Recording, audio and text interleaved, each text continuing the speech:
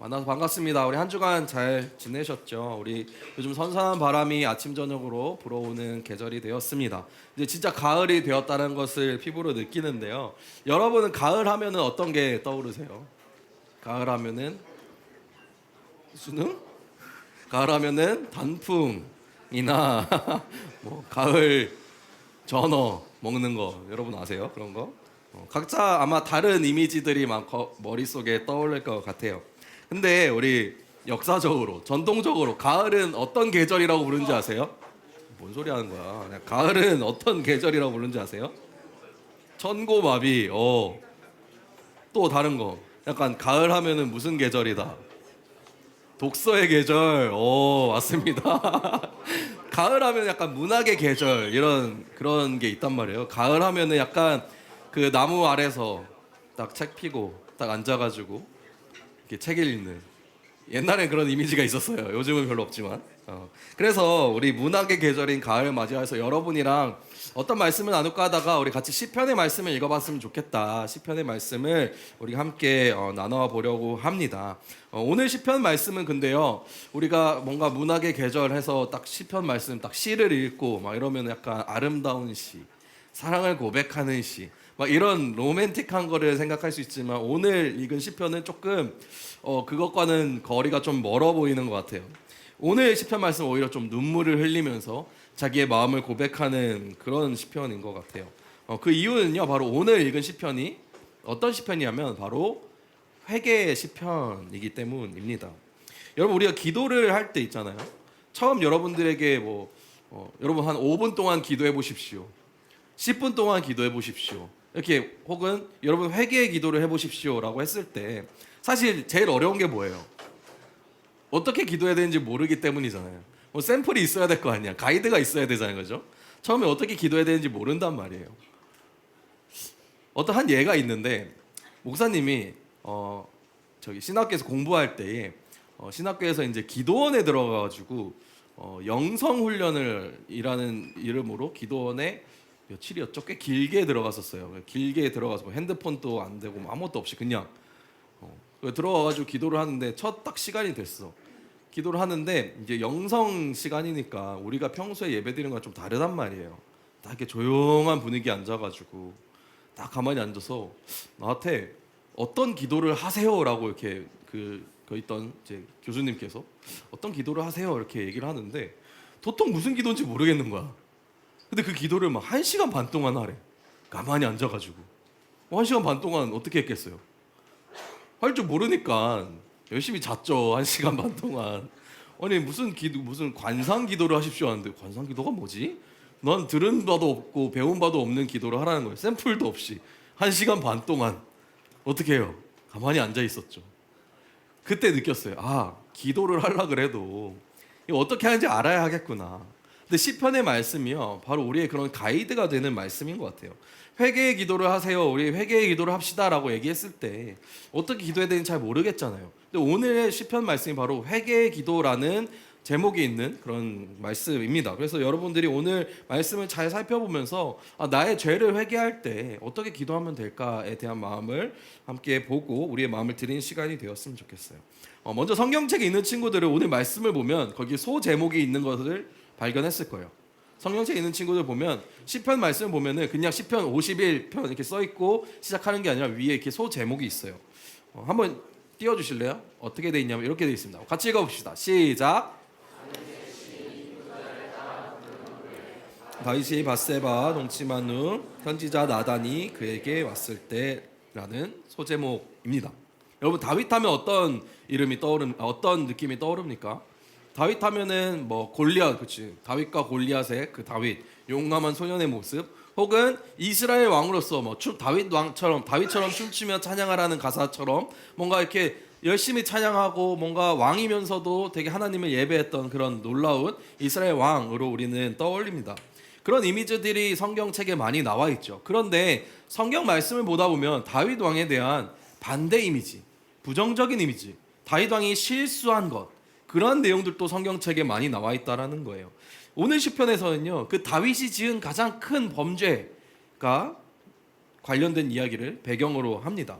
사무엘하 11장의 말씀을 보면요, 다윗 왕이 지은 아주 커다란 죄가 나옵니다. 다윗 왕에게는 우리야라는 장군이 있었어요. 여러 장군이 있는데 그 중에 우리야라는 장군이 있었습니다. 어느 날 다윗이 우리야 왕의 아내인 밧세바라는 사람과 부적절한 관계를 맺게 돼요. 그러면서 범죄를 저지르게 된 거예요. 그렇게 하면 안 되는 일을 한 거예요. 근데 다윗 왕이요, 이 죄를 덮기 위해서 어떻게 했냐면 이 우리야 왕, 남편 되는 우리야 왕을 전쟁의 맨 앞으로 보내서 죽을 수밖에 없는 상황에 처하게 만듭니다. 그래서 결국 그 우리야라는 장군은 죽게 됩니다. 다윗이 저지른 아주 큰 죄였습니다. 다윗은요, 죄를 저지른 것에서 멈추지 않고 그 죄를 감추려고 거짓말을 꾸며내고요, 결국에는 살인까지 저지르는 그런 죄를 범하게 됩니다. 여러분, 죄를 애초에 멀리해야 되는 이유는 바로 이런 거예요. 죄가 점점 더 커진다는 거예요. 죄를 지으면 죄가 거짓을 낳고 거짓이 살인을 낳은 것처럼 다윗의 이야기를 보면은 죄는 점점 더 커진다는 것을 우리는 발견할 수 있습니다. 그리고 죄는요, 여러분, 내가 죄를 지었다고 해서 이거는 뭐 나에게만 해당되는 거 아닌가? 라고 생각할 수도 있지만, 오늘 말씀처럼 이 죄는 나에게만 해당되는 것이 아니라 나를 넘어서 우리의 가정, 다른 사람의 가정, 다른 공동체를 무너뜨리는 위험이 있다는 거예요. 다윗이 이 범죄를 저지른 이후에 어떻게 된지 아십니까? 다윗이 이 범죄를 저지른 이후에 살인까지 이어졌어요. 그러고 끝난 게 아니에요. 다윗 왕이 힘이 세니까 다 덮었네, 이제 끝났네, 불쌍한 우리야, 불쌍한 밧세바, 이렇게 끝난 게 아니에요. 다윗 왕이 그 범죄한 죄가 아들들에게까지 이어져서 다윗 왕의 아들들이 서로 다투고 서로 죄를 저지르고 결국엔 다윗의 아들이요, 다윗 왕을 공격하고 이스라엘 나라까지 흔들리는 그 위기가 사무엘하 11장 이후에 다윗의 범죄 이후에 계속 이어진다는 것을 우리는 집중해서 봐야 됩니다. 죄를 짓는다는 것은 단순히 그 단 한 번, 내가 죄 지을 때 그 순간 그 잘못한 것, 범죄 하나로 끝나는 게 아닙니다. 내가 한 거짓말이나 뭐 친구를 괴롭힌 혹은 놀리는 그 말 한마디, 부모님과의 다투는 그런 것들, 내가 부모님의 말에 순종하지 않은 잘못들, 그런 것들은요, 그냥 단순히 그때 한 번의 문제, 나만의 문제로 끝난다는 게 아니라 나와 내 가정과 우리 학교 공동체와 여러분이 속한 모든 공동체에 문제를 일으킨다, 그럴 수 있는 힘이 있다라는 것을 말합니다. 여러분, 그렇다면 죄가 무엇인지 우리는 좀 더 자세하게 오늘 살펴봤으면 좋겠습니다. 여러분, 성경에선 죄를 뭐라고 말할까요? 죄하면 우리가 잘못된 것, 해서는 안 되는 것, 양심에 찔리는 것, 당연히 상식적으로 우리는 잘 알고 있잖아요. 성경에서 말하는 죄 말고도 우리가 법으로 알고 있는 범죄, 그죠? 도덕적으로 알고 있는 비윤리적인 행동들, 잘못된 것들 우리가 알고 있잖아요. 성경에서는 죄를 뭐라고 말하는지 우리 이사야 말씀을 통해서 한번 봤으면 좋겠습니다. 이사야 59장 2절 말씀 우리 다 같이 읽겠습니다. 시작. 오직 너희 죄악이 를 가리어서 너희에게서 듣지 않으시게 함이라. 여러분, 성경은요, 죄가 어떤 문제를 야기하냐고 말하냐면 정확하게 하나님과의 관계를 단절한다라고 말합니다. 하나님과의 관계를 끊어버리는 게 바로 죄라는 것입니다. 그렇다면 우리 삶에서는 어떻게 나타납니까, 이런 죄가? 여러분이 짓는 죄들은 뭐예요? 친구들 괴롭히는 것? 학교에서 뭐 욕하는 것? 우리 주변에 여러분들 지금 말하지 않아도 머릿속에 떠오르는 잘못된 행동들이 많이 있죠.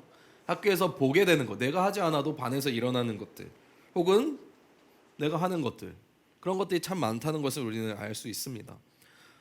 뭐 가정에서 생각해 봅시다. 내가 부모님과의 다툼이 있지만 잘 생각해 보세요. 이게 다 부모님의 100% 잘못입니까? 혹은 다 나만의 100% 잘못입니까? 부모님과 다툼 가운데에서도 때로는 우리가 이러지 말았어야 되는데, 혹은 이런 것들은 내가 조심해야 되고, 부모님 입장에서도 부모님들 계시니까 부모님 입장에서도 내가 자녀들에게 조심했어야 됐는데 하는 것들이 있다는 것입니다. 그런데요, 이런 죄가요, 그냥 나만의 상처로 머무는 것이 아니라 가정에서 그런 일이 일어날 때는 가정의 상처가 되고요, 학교에서 그런 일이 일어날 때는 그 학생뿐만 아니라 그 반에도 문제가 된다는 거예요. 어떤 잘못된 행동을 할 때에 그것이 그냥 웃고 넘어간다, 그냥 그렇게 끝난다, 한 사람만 마음 아프고 끝났다라고 생각할 수 있지만 이미 그 공동체가 병들었다라는 것을 우리는 알 수 있습니다. 이미 그 잘못된 것을 잘못된 것이라고 느끼지 못하는 그런 병든 공동체가 된다는 것입니다. 뿐만 아니라 여러분들이 하는 욕설, 거짓말, 음란한 습관, 무책임한 태도 등은요, 여러분에게만 영향을 미치는 게 아니라 여러분 주변에 있는 친구들, 가정, 공동체에도 영향을 미친다는 것입니다.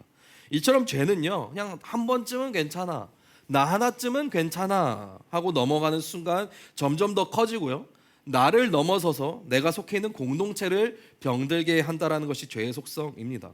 그렇기 때문에 이 죄는요, 그 죄를 저지름으로써 하나님과의 관계가 단절되는 것과 동시에 우리가 속해 있는 공동체를 병들게 합니다. 그래서 우리는 이 죄에서 벗어나서 하나님과의 관계가 다시 이어지고 나의 삶을 새롭게 하고 공동체를 회복시키기 위해서 우리는 회개를 한다는 것입니다. 다윗의 이 얘기를 통해서 우리 회개는 왜 필요한지 다시 한번 살펴봤으면 좋겠는데요. 죄를 그대로 두면요, 그 죄는 상처를 더 깊게 만들고 더 번져간다는 거예요. 아까 죄가 점점 더 커진다고 얘기했잖아요. 죄는 산에 불이 나는 작은 불씨가 산을 다 태워버리듯이 작은 죄 하나가 점점 더 커져서 더 큰 범죄로, 더 큰 상처로, 더 큰 아픔으로 더 잘못된 길로 들어서게 된다는 것을 우리는 기억해야 됩니다. 다윗은요, 이 사실을 뼈저리게 깨달았어요. 그래서 자신의 죄를 철저하게 인정했고요, 스스로의 힘으로는 결코 새롭게 될 수 없다라는 것을 알았습니다. 그래서 하나님께 이렇게 기도했습니다. 오늘 읽은 10절 말씀 다시 한번 같이 읽어봅시다.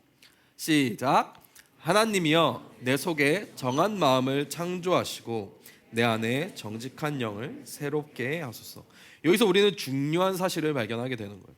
회개는요, 여러분, 어린 아이가, 한번 생각해 보세요. 초등학생 아이가 뭐 진짜 조그만 사소한 잘못을 했어요. 엄마가 하지 말라는 걸 했어. 그래서 엄마한테 막 혼났어요. 그럼 애가 어떻게 엄마한테 뭐라고 말해요? 어떻게 말해요? 죄송합니다. 아이 죄송합니다 부모님, 이렇게 말한다고? 엄마 잘못했어요. 다시는 안 그럴게요. 다시는 안 그럴게요. 죄송합니다. 잘못했습니다. 이렇게 빌잖아요. 다시는 안 그럴게요. 근데요, 이 정도 수준이 아닌 거예요. 회개는 하나님한테, 하나님 정말 제가 잘못했습니다. 다시는 안 그럴게요. 하나님 다시는 안 그럴게요. 이 정도 수준에서 멈추는 게 아니라는 거예요. 회개는요, 하나님에게 죄를 고백하면서 동시에 하나님께 도움을 구하고 새로운 마음을 달라고 기도하는 것입니다.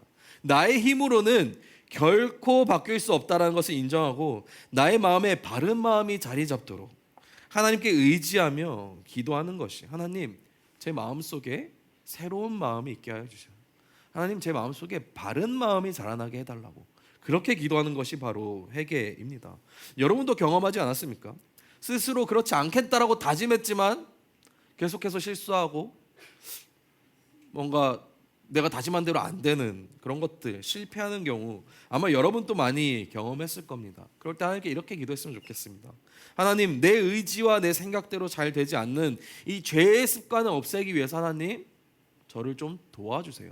제 마음 가운데 그런 새로운 마음이, 그런 정결한 마음이 있게 해주세요 라고 기도하는 것입니다. 또한 여러분, 회개는요 우리에게 새로운 소망이 자라나게 한대요. 12절 13절 말씀 한번 같이 읽어볼까요? 시작. 주의 구원의 즐거움을 내게 회복시켜 주시고 내가 범죄자에게 죄의 도를 가르치리니. 다윗은요 자신의 죄를 회개하면서요 하나님의 구원을 기뻐하는 사람으로서의 마음을 회복시켜 달라고 얘기를 합니다. 다시 하나님 앞에서 바른 믿음으로 바른 모습으로 살아가고 싶다고 고백하는 것입니다. 그러면서 동시에요, 내가 좀 웃기긴 해요. 보면은 내가 죄를 저질렀는데 하나님으로 인해서 다시 바른 사람이 되었어요.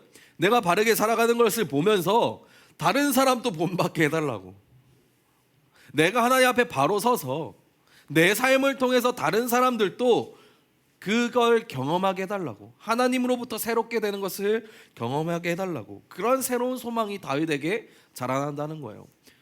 처음에 웃기긴 했는데 놀라운 고백입니다. 여러분, 단지 내 잘못을 하나님께 잘못했습니다라고 고백하는 걸 넘어서 하나님 내 힘으로는 이 죄를 이겨낼 수 없습니다. 하나님 도와주세요라고 말하는 것을 넘어서 하나님 이제는 하나님께서 나를 새롭게 하실 것을 믿기 때문에 저의 모습을 통해서 다른 이들에게도 이 하나님의 능력을 드러내게 해달라고 기도하는 것입니다. 그러한 새로운 소망을 가진다는 거예요. 그리고 무엇보다 회개의 가장 중요한 것 중에 한 가지는 여러분, 이게 가장 중요한데요, 회개에서 가장 중요한 것은 하나님께서 회개를 기뻐하신다는 것입니다.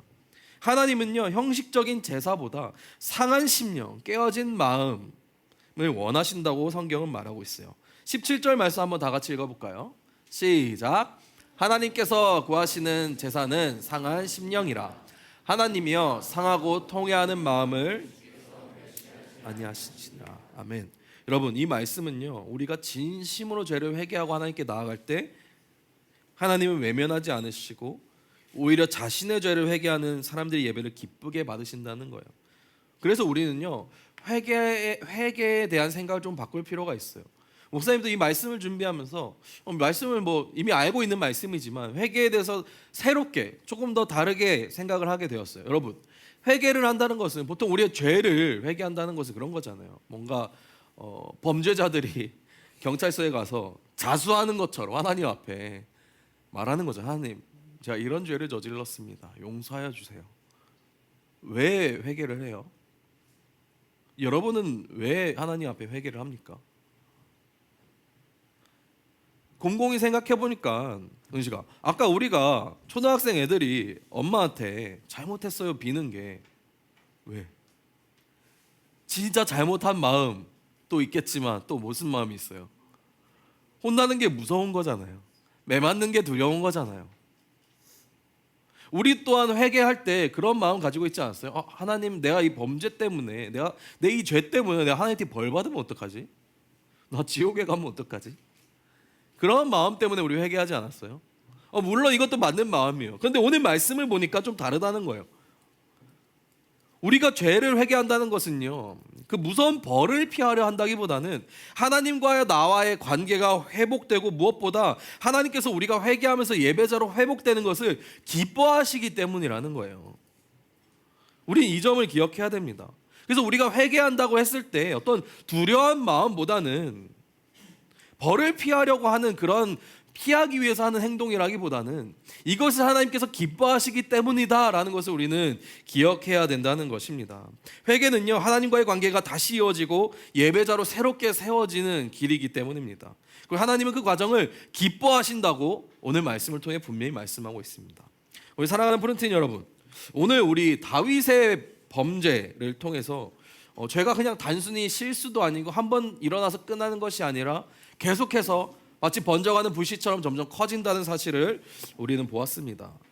그리고 다윗이 철저하게 자기의 죄를 인정하고 특별히 내 스스로 이 죄에서 벗어나지 못한다는 것을 인정하며 하나님께 도움을 구했어요. 하나님, 제 마음을 새롭게 해주세요. 저에게 그런 힘을 주시고 제가 그 죄에서 벗어날 수 있도록 도와달라고 기도하는 것을 보았습니다. 여러분, 그런데 이 회개는요, 하나님의 벌을 피하기 위해서 두려운 마음에 한다기보다는 우리는 하나님께 의지하는 고백이라고 생각했으면 좋겠습니다. 제 마음을 새롭게 하실 분은 오직 주님뿐입니다 라는 고백으로 이 회개에 나아갔으면 좋겠습니다. 이 고백이요, 여러분 마음속에서 그 죄책감, 죄로 인한 죄책감이 있잖아요. 죄라는 것은 아까도 이야기했던 것처럼 우리가 아는 범죄, 도덕적으로 문제가 되는 것, 윤리적으로 문제가 되는 그 모든 것들을 포괄하기 때문에 우리도 알아요. 그게 잘못된 것이라는 것을. 그래서 우리가 하나님 앞에 나오면, 여러분들이 믿음을 가지고 신앙생활을 한다면 필연적으로 죄책감이 있을 수밖에 없어요. 있어야만 해요. 그런데 우리가 회개할 때 이런 죄책감에서 우리가 자유롭게 되고요, 하나님과의 관계가 회복되고요, 깨어진 가정과 깨어진 공동체의 관계가 회복되고요, 새로운 시작이 열린다는 사실을 우리는 기억했으면 좋겠습니다. 그래서 여러분, 죄를 숨기지 말고 하나님께 고백하시기 바랍니다. 그리고 친구와 부모님, 여러분의 공동체 안에서 맺힌 그 관계도 화해와 또 회복으로 이어졌으면 좋겠습니다. 하나님은 상한 심령을 멸시하는 분이 아닙니다. 오히려 회개하는 사람을요 예배자로 다시 세우시는 분입니다. 그 예배를 또 심지어 기쁘게 받으시는 분이라고 말씀은 말합니다. 여러분 안에 오늘 떠오르는 죄가 있다면 오늘 이 시간 하나님께 고백했으면 좋겠습니다. 회개는요 여러분을 더 비참하게 만드는 것이 아니라 하나님과 다시 연결시켜주고 예배자로 새롭게 세워주는 길입니다. 하나님께서 오늘 이 시간 여러분의 그 회개의 기도를 들으시고 여러분을 회복시키시고 예배자로 회복된 여러분들의 예배와 찬양과 기도를 기쁘시게 받으실 것입니다. 이 시간 우리 함께 찬양하며 나아갈 때에 이 찬양의 가사를 생각하며 정말 여러분 마음 안에 있는 우리의 죄들, 내 잘못한 것들 하나님 앞에 드리고 싶은 이 마음들 하나님께 내어드리면서 하나님 저를 좀 새롭게 세워달라고 이 시간 함께 기도했으면 좋겠습니다.